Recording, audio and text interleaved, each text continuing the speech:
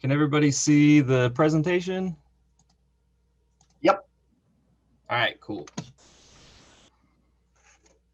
So I did my project on hempcrete. I decided on hempcrete because, well, I work with concrete on a normal basis, and I just really wanted to see the comparative aspects of traditional concrete versus hempcrete. So it really took my interest, and that's why I ended up with hempcrete. So before we can really get into hempcrete itself, I want to start off by kind of describing what hemp is and the different parts of hemp. So of course it's a plant. Most of you may know about it. It's very popular right now, hemp oil, different things like that.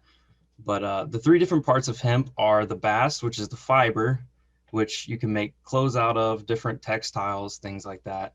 The hurd, which is what the hempcrete is actually made out of, part of.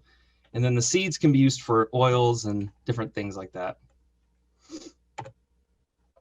So what is the hempcrete actually made of? It's made of hurd, which is what I already told you is part of the hemp plant. It's kind of the stalk part of it. It's kind of hard. It's made out of also a lime binder and water. And the ratio to that is 1 part hurd, 1.5 parts lime, and then the water is just added for consistency. So I'm going to go over a few of the uses of hempcrete. Here you can see a preformed wall and the hempcrete being placed in it. Here are blocks that were already precast that are being laid. And here is hempcrete under a floor. And here it is kind of used as like shotcrete, as like insulation. So some of the benefits of hempcrete are it's fire resistant, it's wind resistant, fungi resistant, has a high R value. It has 2.4 to 4.8 R value per inch. It's sound dampening, and it's also lightweight. And no CO2 off-gassing, which is very handy. Traditional concrete cracks, but hempcrete is crack resistant, so you don't have to worry about expansion joints like you would with traditional concrete. It's eco-friendly too. It is a very sustainable material to use. I'm going to go over a few cons of hempcrete as well. Some of the cons are not as many contractors know about it, have knowledge about it, or know how to use it. And another issue is the cost.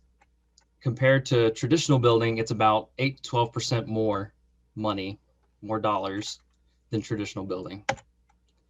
Another con is it's hard to get a hold of in certain states because certain states just have hemp illegal and you just can't get a hold of it.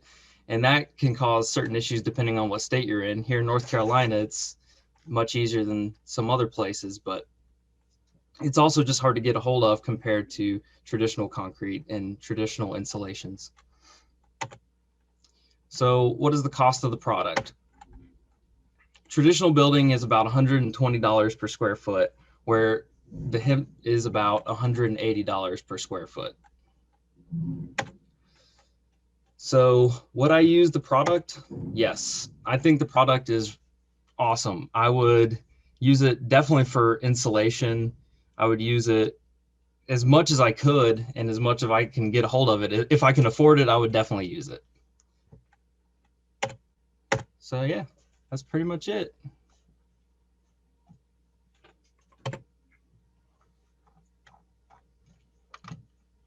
Okay, questions? Yeah, I was wondering about the differences in compression strength. Are they pretty comparable to standard concrete, or is there a difference? As far as compression strength, it's much stronger than traditional concrete. Like in traditional concrete, you have to use rebar or wire. these sort of things in order to make sure that it doesn't crack, fall apart. Hempcrete isn't the same. It's much more sturdy compressively. So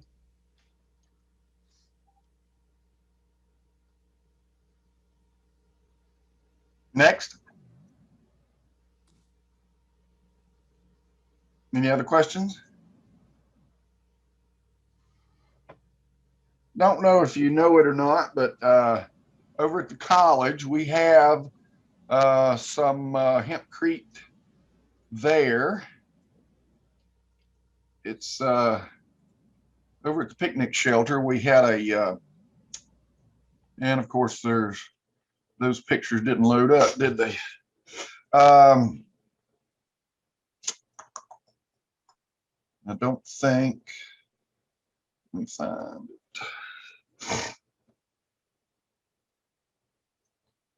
You guys have probably seen it.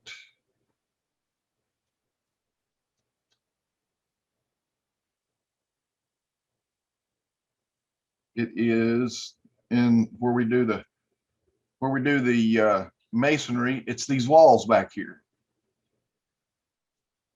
We had a workshop a little bit ago, and the one thing is, you know, when we done it, it's not being protected, so there's no plaster or anything on it, and it's kind of vulnerable right now. So when you put this up in this type of form, and what did you call that? Forming it, packing it in. What was that called? I just called it like a preformed structure. Okay. It needs to be protected. So there should be some sort of stucco on the outside, plaster on the inside type thing. And this is used, you know, in insulation type form. I wish I had some better pictures of it.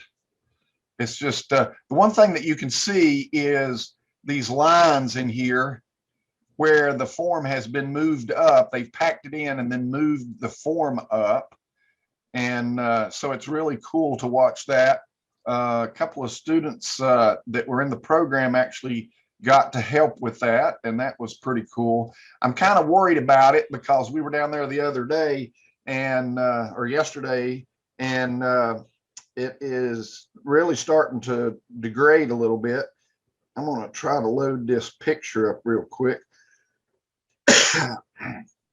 and see if we can. It's going to take a little bit. So I'll come back and I'll talk about that. Well, of course, let me see if there's, yeah, the wall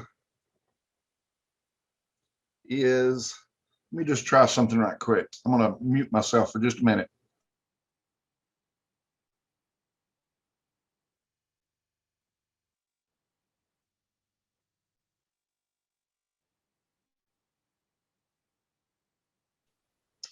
Well, it may take longer than I thought. I'm trying to get myself signed on my phone. Yeah, now I can do it.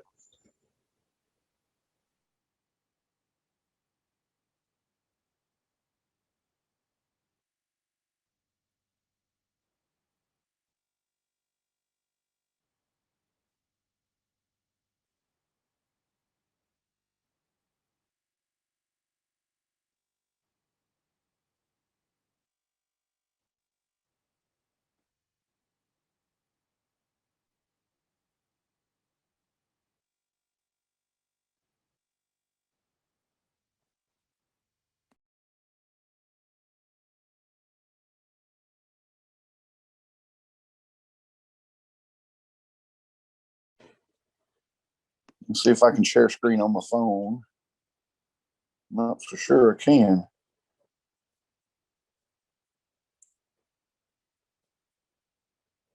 Yeah, there we go.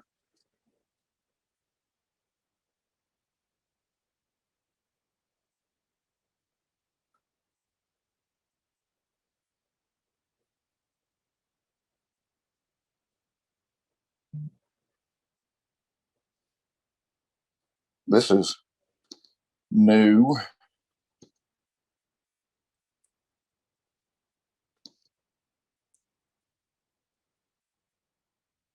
There we go. See how See how it's starting to crack there a little bit? I'm getting kind of worried about that. It's going to fall down if we don't do something about it. And, you know, you can see the cracks through there as well. And that's only because it's drying out. It's not being protected. And it's a bit of a problem, a little problematic there. I was wondering what that was. Carlos and I just walked down to the Maple building for a moment. I looked over and I said, that's not block. What is that?